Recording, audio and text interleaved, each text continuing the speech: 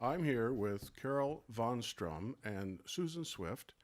Carol Von Strum has written a book about the experiences in the Five Rivers Valley in the late 70s called A Poisoned Fog. No, A a bitter bitter fog. A bitter fog, called A Bitter Fog. Um, so tell us events in the Five Rivers Valley back in the 70s that started all of this.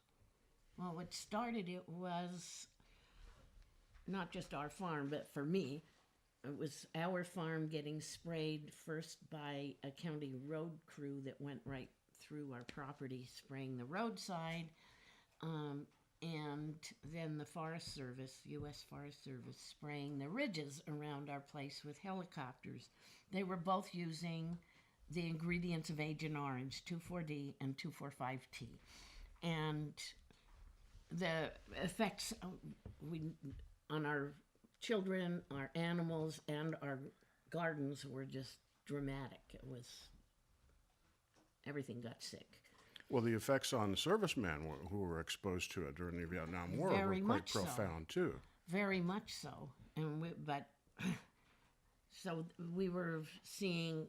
Well, our children got very sick. They were vomiting, bloody, whatever. Oh, my God. And within the next few weeks, we had animals, particularly the poultry, the ducks and chickens, were hatching, their eggs hatched with chicks and ducklings and geese with their feet on backwards and their beaks crossed. And Wow. we had never seen anything like that before, ever. This was in 1975. And they hadn't sprayed with this particular compound up until then? We were new to the area, but they hadn't sprayed us. Okay. But that was just our experience on our farm. But because we were new, we had just moved there the previous fall, and we didn't know anybody in the valley except for one person, and didn't know who to talk to. But shortly thereafter, the local paper, the News Times, printed an article by a so-called scientist named Michael Newton over at OSU, Oregon State, about this wonderful new technology. They could spray this stuff and kill all the competing vegetation and just grow the commercial Douglas fir. So the reason that they were using this spray in the first place, I think, was because they were clear cutting, right? Oh, yeah. And in order to give the new seedlings that they wanted to plant a chance to thrive, they sprayed this stuff to kill all the other plants in the area. That's right. I mean, that's not the only thing they were using it for. They were also using it on their roadsides Oh, okay. through the forest to kill all the vegetation along both sides of the roads. They were also starting something new called type conversion, where an alder plantation would be harvestable in 45 years. They were taking 15-year-old alder stands, spraying them, and then burning them so they could come in and replant with Doug fir. That's what happened at the beginning of my water source. I wanted to explain a little something. I mean, I moved to the Five Rivers area in '72, and there was just an influx of young people from all over the United States moving back to raise their own food, raise their own animals. People were really looking for a really renewed quality to their lives. I mean, that's what I was looking for my salvation coming from Compton, California, and I just wanted to grow my own food. I got involved with the re-upping of a local school committee that hadn't been operating in 5 years, but new people were in with young children, and we had a schoolhouse out there. It was a Fisher Schoolhouse right by the covered bridge. We started working with the school district and for the cost of an insurance policy that we could raise as a community, we got to rent that 2-room schoolhouse out there. And then we had movies, we had daycare, we had all kinds of things starting to happen. A sense of community was growing. And someone gave me a mimeograph. We called ourselves the Frog the Five Rivers organizing group. And someone gave me a mimeograph and a typewriter, and I started taking ads up and down the road who had this, they wanted to trade for that, lumber, jobs, skills to share. We called the paper the Five Rivers Runoff. And then another neighbor, Susie Gilbert, and I we've talked about getting sprayed on the roads and getting sick, and we saw the letters to the editor that the Van Strums had put. They were new to the community. They kept to themselves. Their children were home-skilled. So one day, Susie and I just drove up their driveway, and we wanted to talk to them about this. And because they weren't alone. People up and down the valley were very, very concerned, and we didn't really know how it was really affecting all of us, because we were the guinea pigs to an experiment that nobody was collecting the data to find out the results. We called the Forest Service and asked them to come meet with us. They came to the schoolhouse for a meeting. By this time, word has spread to Lobster Valley, to Deadwood, to the Yachats River area. There were one of the head scientists of the USGS, the United States Geological Survey. Mm-hmm. He had a small farm over in the Deadwood area. Another scientist lived over in the Deadwood area who had worked with Dr. Barry Commoner and was very familiar with this influx of cancer chemicals being spread throughout our environment. Anyway, there were some highly educated people. We came together. We met with the Forest Service. We tried to negotiate with them. Could we do manual means of site preparation, even with goats? People had herds of goats. We kept talking to them about any kind of alternatives, and they said no. Without proving any data, they said the only cost-effective way was to use herbicides. Given the methods that they were using to harvest timber. But a lot of what they were doing, plus the roadside right? But a lot spray, of what they were doing was in conjunction with certain quote scientists at Oregon State University Forestry Department that were experimenting on trying to figure out how to raise the allowable cut. How can we prove that we have an increased a number of board feet growing right now in our national forests so that we can cut more. Right. And so the way you do that is you plant more hybrid trees per acre and assume, because there's no real measurable proof that herbicides are of any benefit to growing timber. Right. Can you describe for me the Five Rivers Valley area is a fairly remote area surrounded by timberland. Is that correct? That's pretty accurate. It's part of the Alsea River watershed, and Five Rivers is a major tributary of the Alsea River. And the valley extends probably about 15 miles, I think, all the way to the upper end of it. And it is... It's a fairly remote area. Yeah, and it is surrounded by... And National Forest comes right down to the road in some places, but so you built a thriving community out there, and well, there were a number of mills. By the time we moved there in 1974, there was only one mill left, but they employed a bunch of the people that lived out there.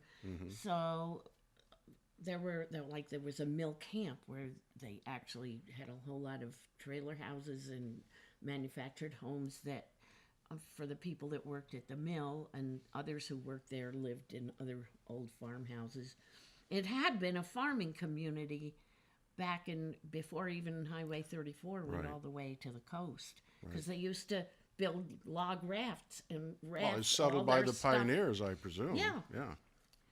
And some of the descendants of those people still lived out there when we moved there, so it was kind of a wonderful place in terms of its history. Okay, so you began to sort of compare notes and realize that the stuff that they were spraying was having terrible effects on people and animals there, right? No question. Well, what happened, Susan mentioned, when Michael Newton wrote that article for the local paper, I kind of saw red, and so we wrote a letter to the editor in response, and the paper printed it. And so a lot of people saw it. And what I basically said, Steve and I said, was Mr. Newton may think these chemicals are wonderful, but he doesn't live out here where they're getting sprayed. And I just told what happened on our farm. Okay, so there was a community meeting about the spraying. At which we invited the Forest Service. Well, the first meeting we didn't. We just all got together to compare notes. And so there were loggers, there were several very experienced scientists, there were other people that worked at the mill. There was a real couple of, people from Yahats, from People, Deadwood. yeah, it was a multi-community. I mean, in the little Coast Range area, we had a lot of people. There's about 35, 40 people there from different areas. And at first, many of the locals were hesitant to begin talking about their experiences. So someone suggested they could write them on a piece of paper anonymously if they wanted to. People were afraid. They were afraid. I mean, I wound up developing a one-page little health questionnaire and going to every house up and down the road.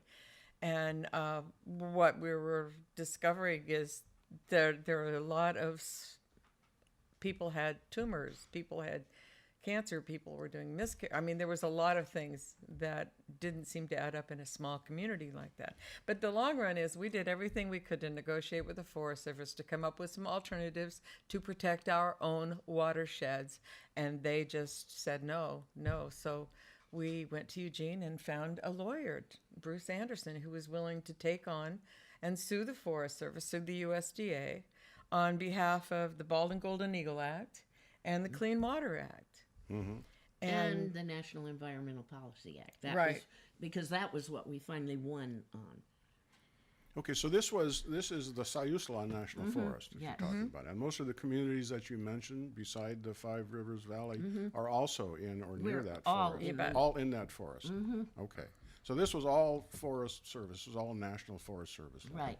Okay. We also had, state forestry and private timber companies were also using the same chemicals.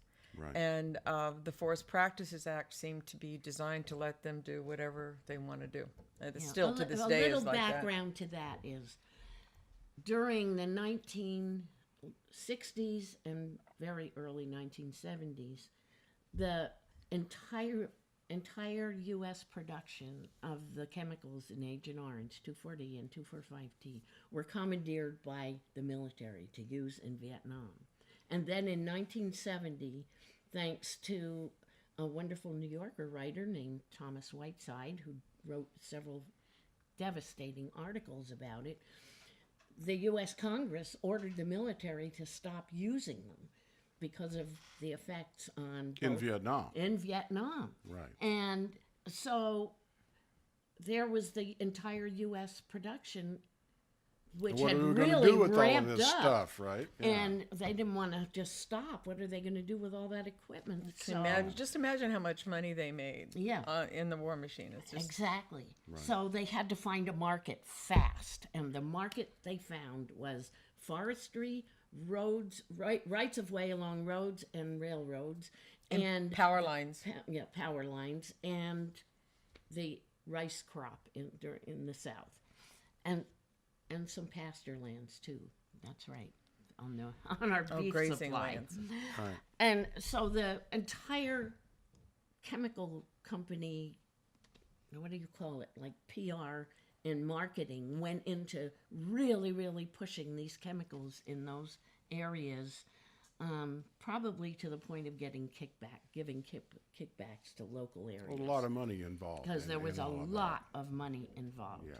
In finding a market to use these chemicals that they no longer were allowed to use in Vietnam.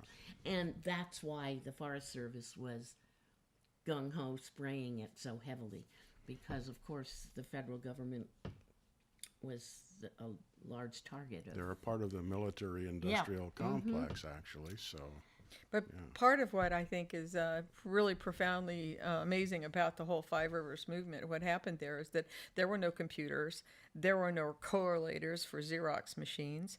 Carol's husband and others, they went to Oregon State University Library and started pulling out studies and copying them. And we knew that in Idaho, they tested roadside spray workers and showed that they had broken chromosomes. They're chromosome damage after spraying along the roadside, which is interesting. How did they know to even test for that? But anyway, that was a study that we found, and there were many other studies that were found, and they were developed and put into a 125-page information packet that Citizens Against Toxic Sprays put out to mail. We had a rural mailbox in Deadwood. That was our address. And we had membership donations coming. We did spaghetti feeds. We did pastry auctions. We did fundraising, bake sales. We did everything we could to raise money. We had no clue how much our attorney fees were going to cost. Right. Dow Chemical wanted to come in as a co-plaintiff with the Forest Service. Co-defendant. Right. They wanted to come in. The judge would not allow it, so then they created Industrial Foresters Association, the IFA, and they were allowed to come in as a co-defendant with the USDA. I just want to tell you what it was like to be in an old farmhouse out in the middle of the Siuslaw forest with 8 or 9 other people hand collating 100 copies of a 125-page information packet, and that was sent to Australia and New Zealand, as well as all over the United States. We heard from people in New Zealand who live under power lines that had children with spinal bifida.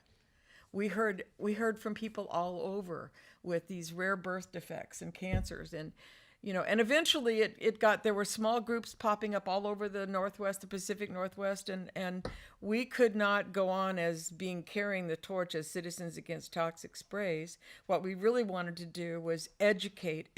So we came together from all over the Northwest, and in 1977 created the Northwest Coalition for Alternatives to Pesticides, put out a quarterly pamphlet of documents and scientific studies, and the journal was designed to have people Xerox everything in it and pass it around.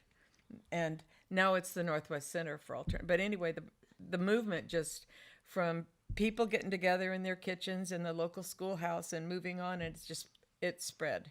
And these are people who have had close contact with this stuff and knew what the effects were. You mentioned chromosomal damage, and I believe that Dr. Renee Stringham, who we'll hear from later, talks about the incidence of miscarriages in the Five River Valley area. That was phenomenal.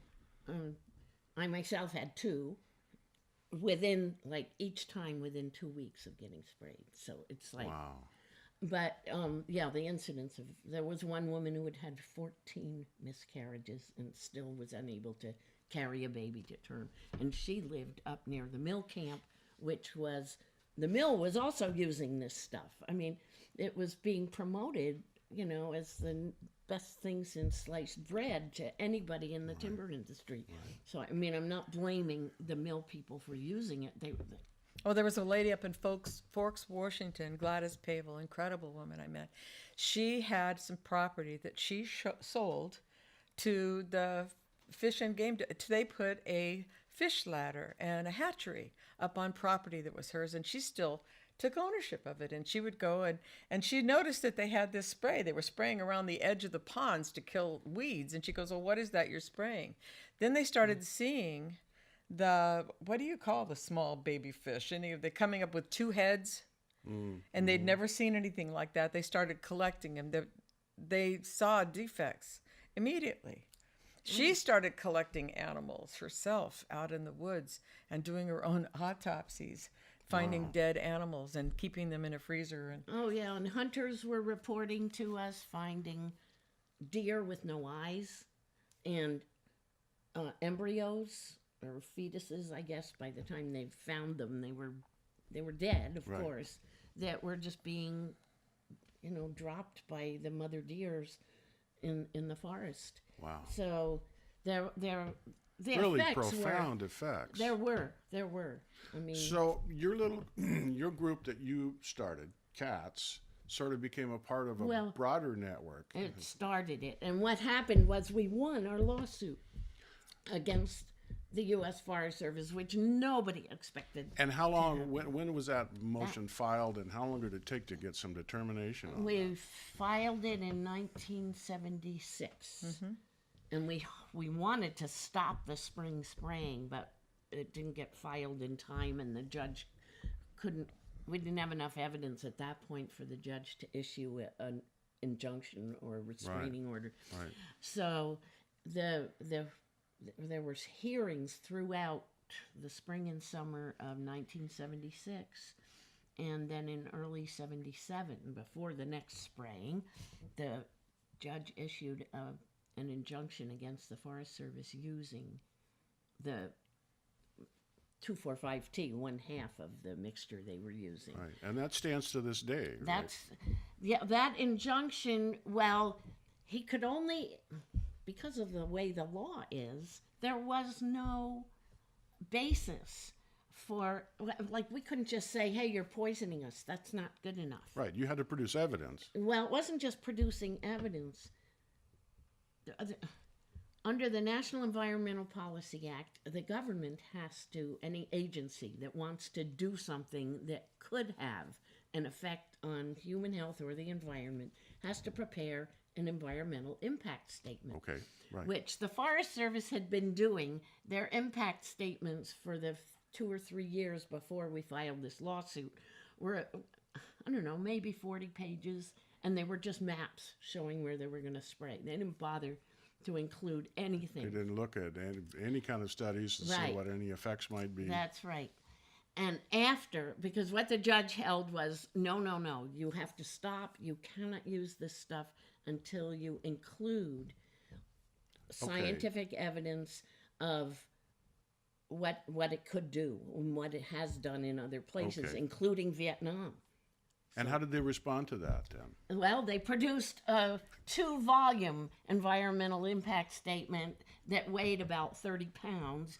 Each volume was this, 1.5, 2 inches thick, and included not only what had happened in Vietnam, but they had to include the studies we had found and testimony that we had been able to bring into court about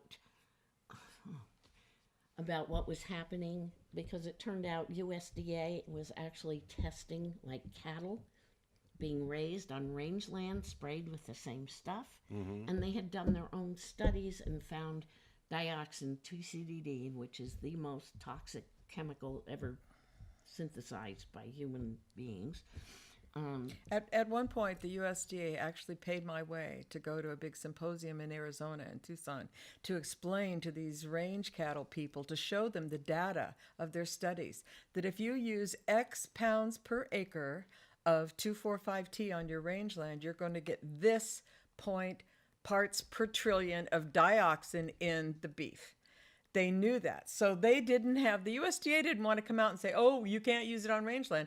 But they paid for me to go and explain and pass it out the data and said, this is what they know. Anyway. But we got the scientists that did those studies for USDA to testify in the Katz case, which the Forest Service didn't want to hear. But it also turned out that the Forest Service itself had done studies and lied about them, of small animals along all the roadsides that had been sprayed in the Siaslaw National Forest, which was in the northern part of the county, southern part, central part, all these small animals, shrews, small birds, mice, I can't remember, there were some other ones, and they found unbelievable amounts of TCDD in these little creatures that they just happened to trap them along the roadsides that had been sprayed. And meanwhile, the Forest Service had been saying all along that if there was ever any evidence that, to us before this lawsuit, if there was ever any evidence that dioxin was bioaccumulating in tissues of animals in the forest, they would never use it again. Right, but they knew at the time. They that knew there at the was time evidence. that it was doing it. And this very scientist from Oregon State University that testified to this, no, they've never found it. And he was the one who signed off on those studies.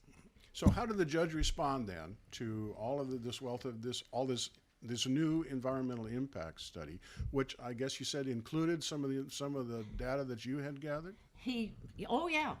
And And it even included, like, the table, they called it Table 7, that's the first notorious Table 7, in the environmental impact statement that came out.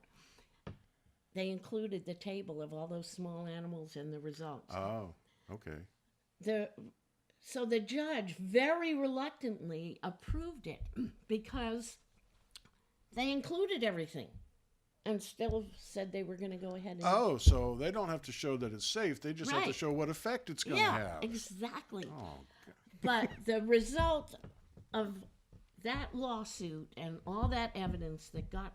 Well, and plus some people in Alsea, in our drainage, that put together a letter, thanks to Bonnie Hill, about all the miscarriages they had had. right.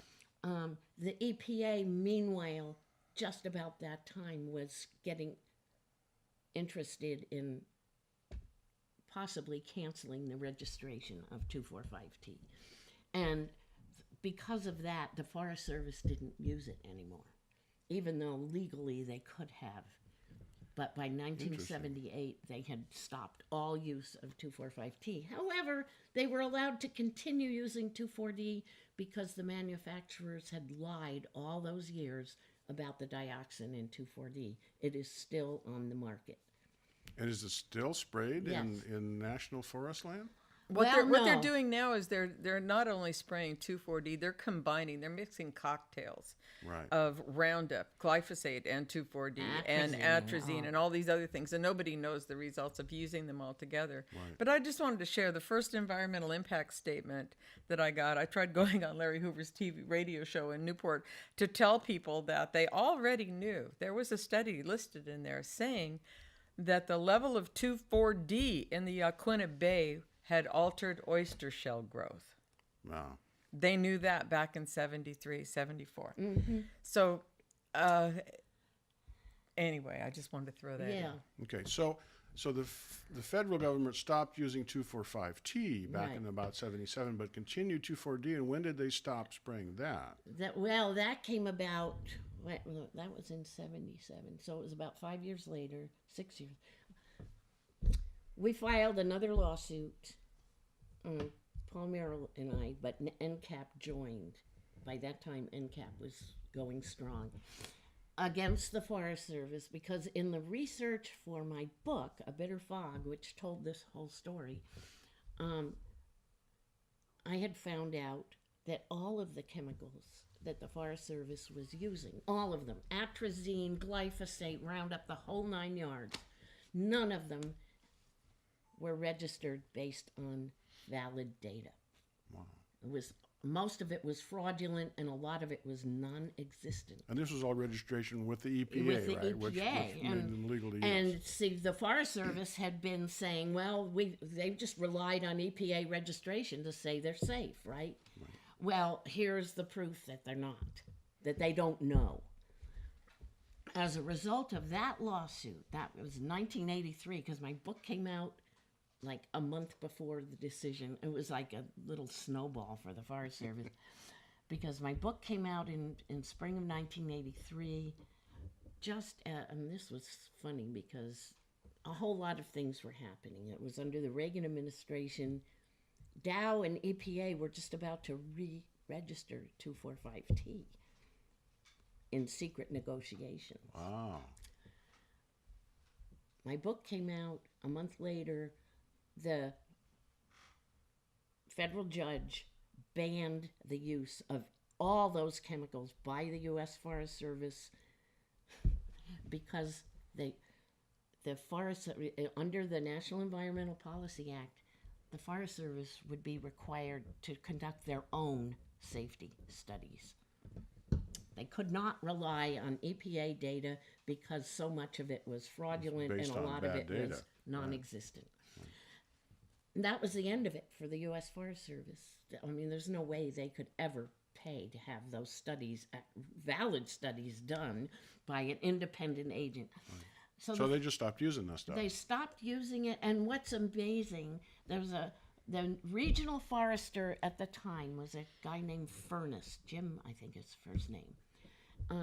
And he subsequently went on to become the deputy, whatever it is, anyway, the top dog in D.C. of the Forest Service. And he did we were fighting against him all those years.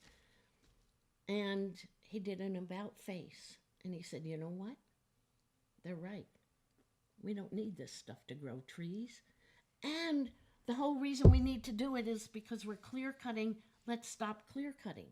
And that changed the whole policy of the U.S. Forest Service. So the Forest Service does not clear cut in the Siuslaw Forest now? No, not in anywhere. They will allow limited cuts and what do they call it? Selective cuts. Selective harvesting. Yeah. Right, selective harvesting, and he changed the whole policy of the U.S. Forest Service nationwide to be, instead of favoring the timber industry, it's favoring all uses. In other words, wildlife and natural forests, and no more, what do you call it, monocultures. So it was amazing what he did. It was amazing and wonderful.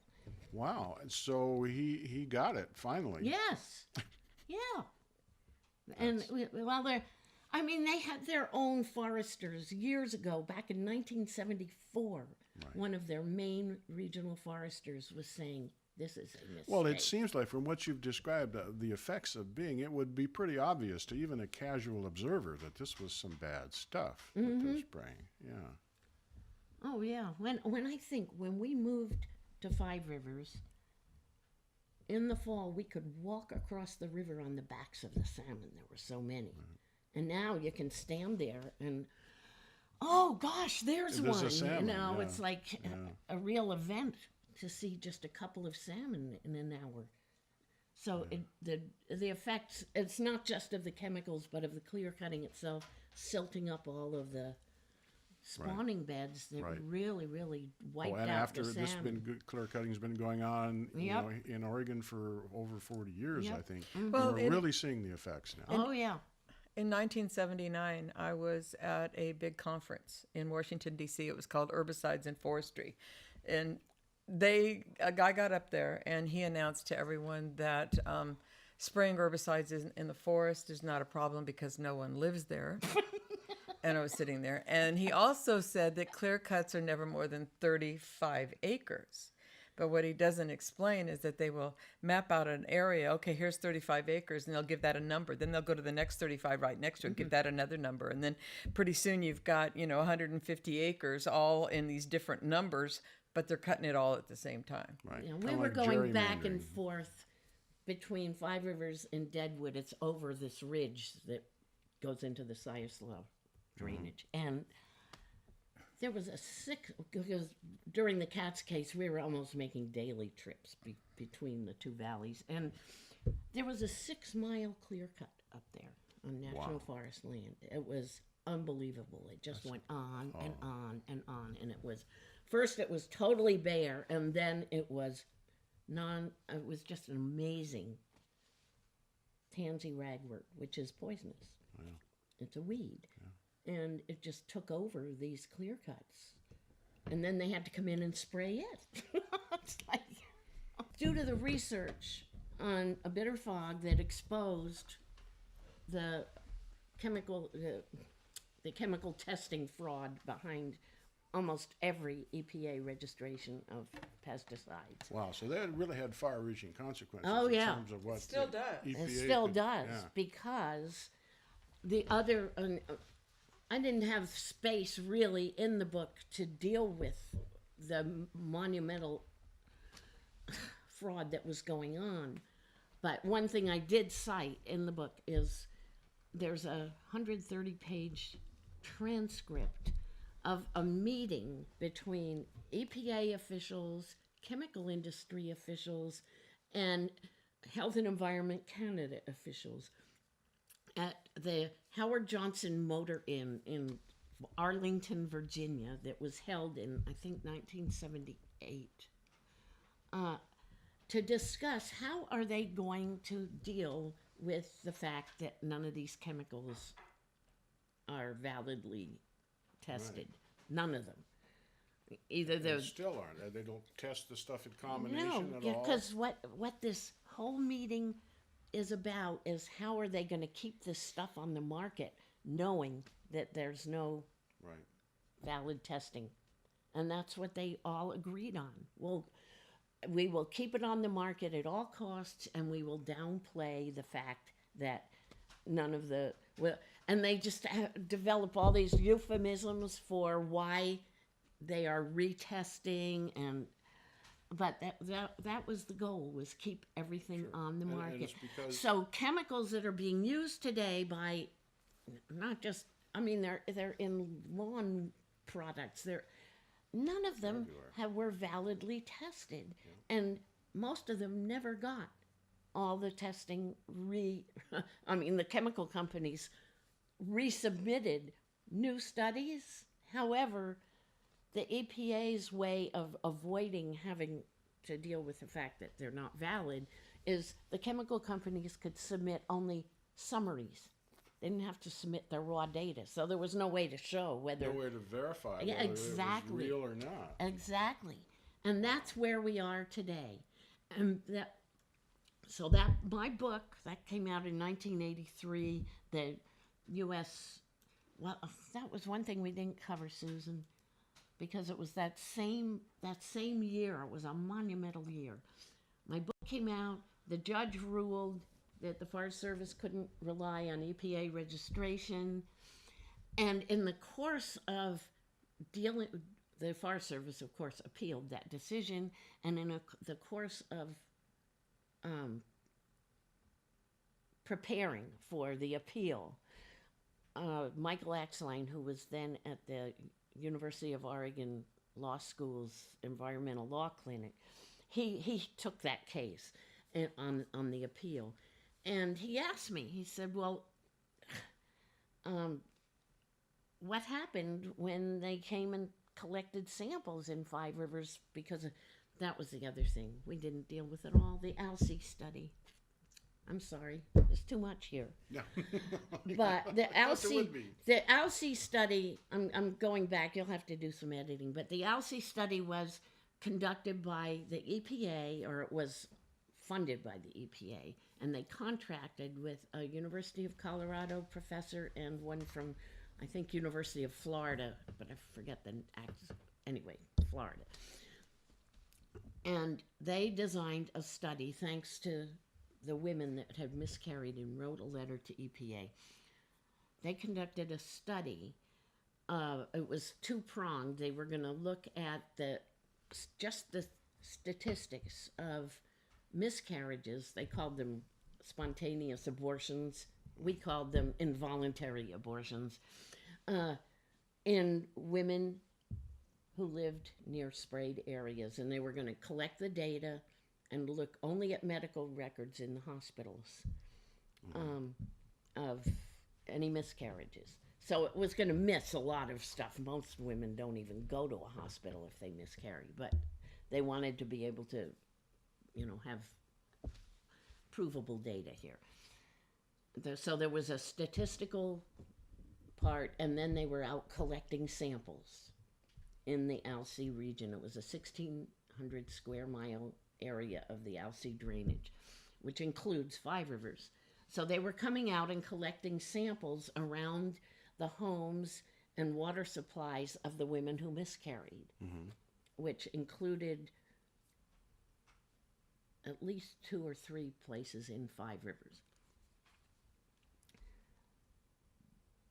Well, when they got the statistical data before they got the analytical stuff, and the statistics were so dramatic that EPA issued an emergency suspension of 2,4,5-T and its neighbor, which is 2,4,5-TP, Silvex. An emergency suspension of all forestry and rights-of-way uses of those chemicals because of this staggering spike in miscarriages that happened within, I think it was within a month of spraying within a mile of somebody's home. Wow. Well, And at the time, like Science Magazine reporting on this said, well, if they get any actual data showing there's dioxin in any of their samples, that'll be the smoking gun. That'll be the end of those chemicals forever. But meanwhile, the chemical industry pressured EPA so heavily, and that they wouldn't let the two scientists in charge of the study, they wouldn't let them publish. They wouldn't let them even present their data at scientific meetings. They posted armed guards to keep them out of scientific meetings where they might where they would present their data. So the only published version of what's called the ALSI study was an industry version attacking it, published by Oregon State University. Which it just lied wholesale about the study and just said it was totally invalid, but it didn't have none of the actual data of the dioxin samples had been even published at that point, and never was. Wow. Okay, because they were collecting samples from us in Five Rivers, and one of the people they took samples from was our wonderful friend Melise Connolly, she's the hero of the first chapter in that version of the book, and they promised us they would have results in 90 days, and 4 years later we still had no results.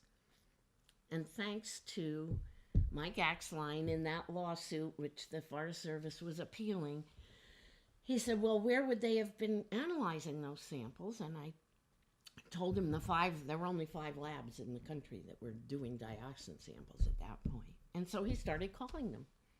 And when he called the University of Nebraska at Lincoln and their laboratory, this wonderful scientist named Michael Gross said, oh, yeah. He said, I analyzed those 4 years ago. I sent the results. Here, I'll fax them to you. Oh, great. And this is the other Table 7. Oh, okay. Because it was Table 7 in a report that he submitted to EPA, because it wasn't the only samples he was running for them. And it was horrifying, because the levels he was finding in the sediment and sludges of these water supplies were higher, far higher than what they were finding in Times Beach when they evacuated the whole place. Was it that event then that caused the EPA to do this emergency ban on this? No, they had already done that. And now, just as they were reaching a secret agreement with Dow to bring it back on the market and remove the ban, Table 7 comes out, and Mike Axline gets this fax, and he sends it immediately to me, and it was so incredible. The first thing I did was to call Jim Weaver, who was the congressman from the Eugene area, but he had been just wonderful getting documents and stuff for us. He was great. He's the only congressman I could ever just pick up the phone and call him, and he answered. I mean, is there anyone left like that? But anyway, he was in D.C. at the time. He immediately raised the roof in Congress, calling for a congressional investigation.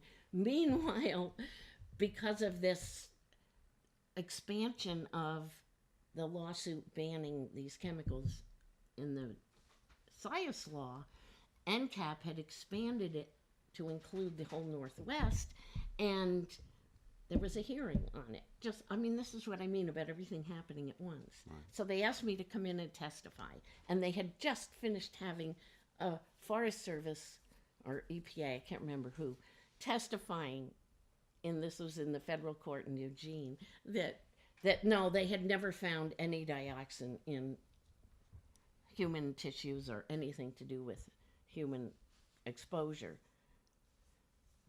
And so then they asked me to. So there you are with Table 7, right? Yes, I just handed it to the judge and handed it to the opposing counsel. I can't remember who he was, but anyway, it was very again, very dramatic. All these reporters were running out to phone their stories in, and that made national news. It was because it was very dramatic. Yeah. The next day, after that hit the news, the EPA announced, oh, there was a mix-up. Those samples weren't from Oregon at all. It was like, yeah, where were they? And of course, the reporters are saying, where were they from then? Well, we haven't determined yet, but we think somewhere in the Midwest. This was so incredible. Meanwhile, I called up the guy at EPA that, because of collecting documents, I already knew that he was the key person. Everything to do with dioxin went through him. And I just called him up. I don't think he knew who I was. And I just said, I didn't even say I was a reporter. I just said, I'm working on this story. And I said, we'd really like to know where those samples came from. And he laughed. And he said, well, Mike DeLargo's in the next room decoding them right now, so we should know soon. I said, wait a minute. You haven't decoded them, but you know they weren't from out here? How? I mean, it was... So their next story was they came from Dow Chemical in Midland, Michigan. And that's why the amounts were so high. But the Region 5 officials of EPA, which is where Midland is, were saying, Dow got an injunction, a restraining order saying we couldn't go take samples there. So how they couldn't be? I mean, it was a fraud. It was another whole fake.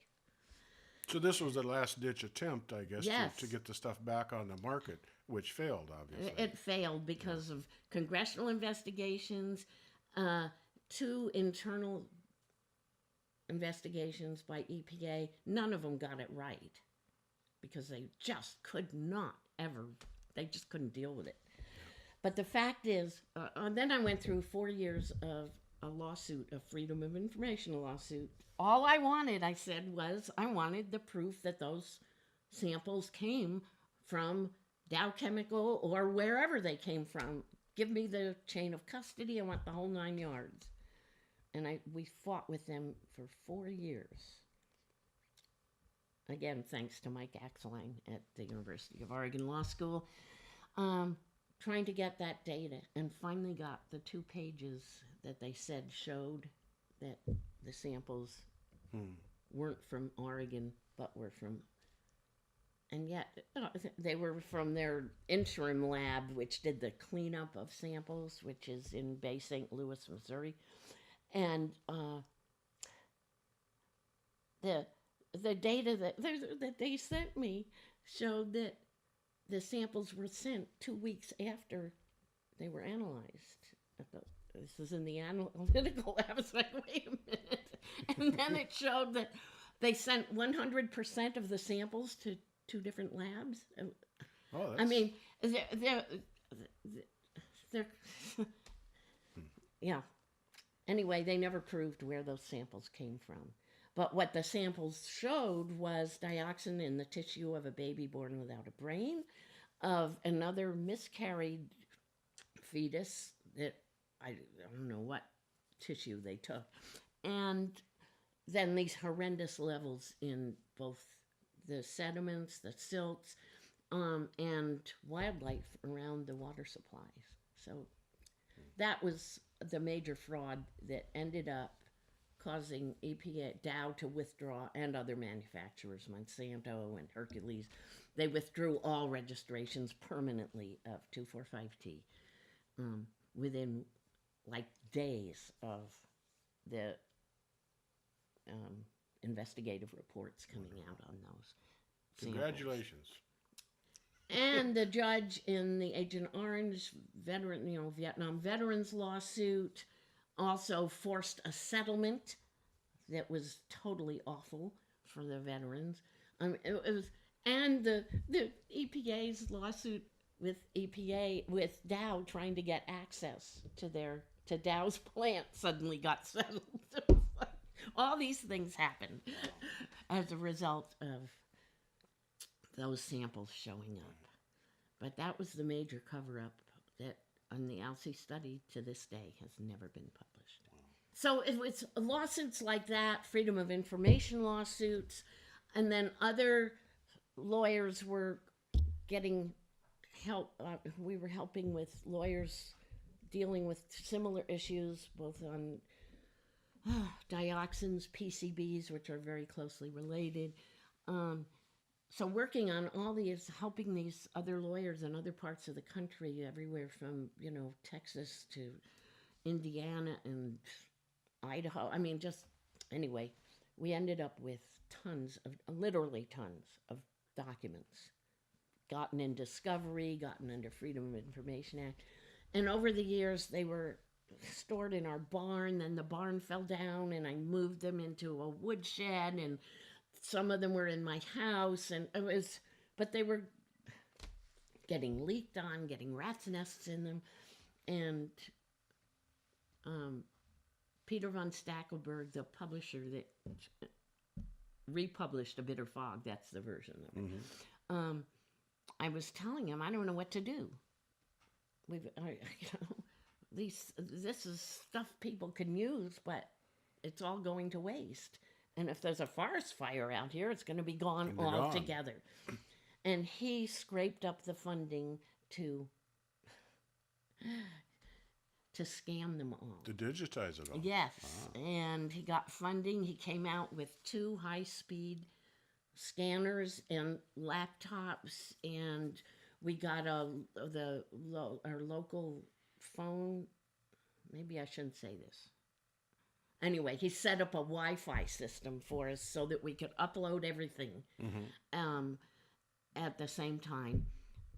And Peter spent in 2 different sessions of 2 weeks each, so it was over a month actually. Wow. It took us, and with the help of a friend who worked at the post office for years and was retired, a neighbor who lived out there, and every page had to be cleaned, of rat poop and mold, and it was awful. But we got almost 200,000 pages of. Wow. And that's available now? It's available. We scanned them, we got them up there, and then the funding, I won't go into that. They were originally posted as poison papers, but the part of the deal was we were supposed to then index them all so you can find things, because it's a nightmare trying to find anything. And so we also reposted them on something called Gemstone Papers, I forget, Gemstone Papers or Project or something.